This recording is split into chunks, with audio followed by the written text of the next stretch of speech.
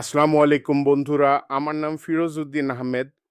আজ আমরা শিখব বা জানব সেলসে মেন্টালিটি বা মানসিকতা কেন এত গুরুত্বপূর্ণ। আপনি যদি সেলস প্রফেশনে আসতে চান অথবা সেলসে আরও সাকসেসফুল হতে চান, তাহলে ভিডিওটি শেষ পর্যন্ত দেখুন। গ্রোথ মাইন্ডসেট মানে হচ্ছে নিজের মধ্যে একটা বিশ্বাস রাখা যে আমি পারি এবং আমি শিখব। যেমন ধরেন, মিরপুরের মোবাইল বিক্রেতা রশিদ শুরুতে সে কম বিক্রি করত, কিন্তু নতুন স্কিল শিখে নতুন পদ্ধতিতে কাস্টমারদের সাথে কথা বলার ফলে আজ তার বিক্রি অনেক বেড়েছে। গ্রোথ মাইন্ডসেট মানে চ্যালেঞ্জকে শেখার সুযোগ হিসেবে দেখা। বিক্রির ক্ষেত্রে শক্তিশালী মানসিকতার তিনটি দিক আছে। নাম্বার ওয়ান, আত্মবিশ্বাস।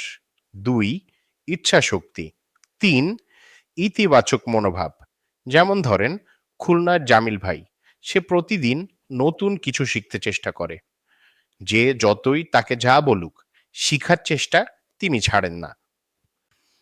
অনেক সময় কাস্টমার না বলে, দাম কম চায়, আবার অনেকে বিরক্তও করে, কিন্তু আপনি যদি মন থেকে বিশ্বাস করেন আমি পারবো, তাহলেই টিকে থাকতে পারবেন। একটা বাস্তব উদাহরণ দেই আপনাদেরকে। চট্টগ্রামের এক স্বনামধন্য ফার্মেসির একজন বিক্রেতা শুরুতে দিনে 5টা সেল করত, এখন দিনে 30টা সেল করে। জাস্ট তার মনোভাব বদলানোর কারণে সে তার সেলস এবং বিজনেসে অনেক উন্নতি করেছে। আরে, কাস্টমার আসেই না, সবাই শুধু দাম কমায়।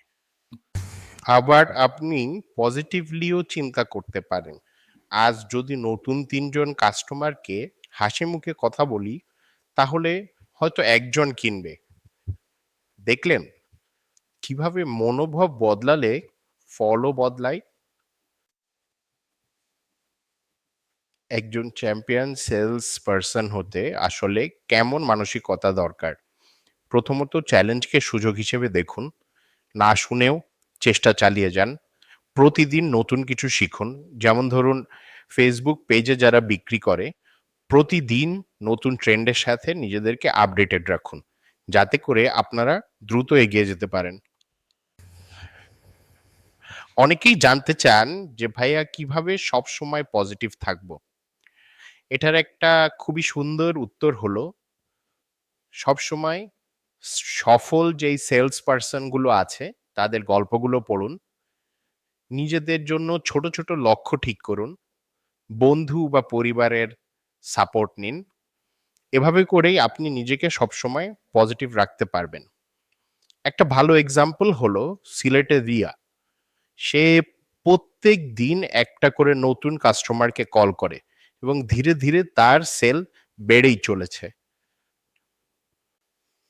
শুধু কথা বললেই হবে না, ব্যক্তিত্বটাও অনেক দরকার।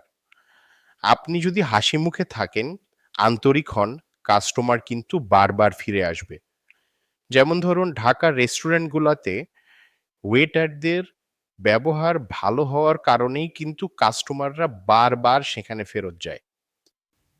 একজন ভালো সেলস পারসন কাস্টমারের প্রয়োজনটা বোঝেন, সত্য কথা বলেন এবং দ্রুত সমাধান দেওয়ার চেষ্টা করেন।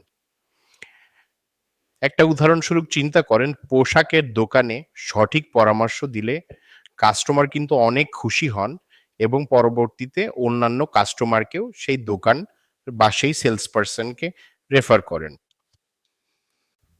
আজকের শেষ কথা, সেলসে যদি সফল হতে চান, তাহলে মানসিকতা, আত্মবিশ্বাস আর ইতিবাচক মনোভাব সব থেকে বড় সম্পদ।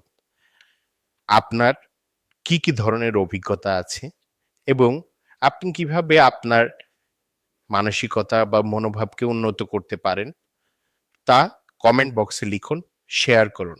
ভিডিওটি ভালো লাগলে চ্যানেল সাবস্ক্রাইব করুন। আবার দেখা হবে নতুন ভিডিওতে।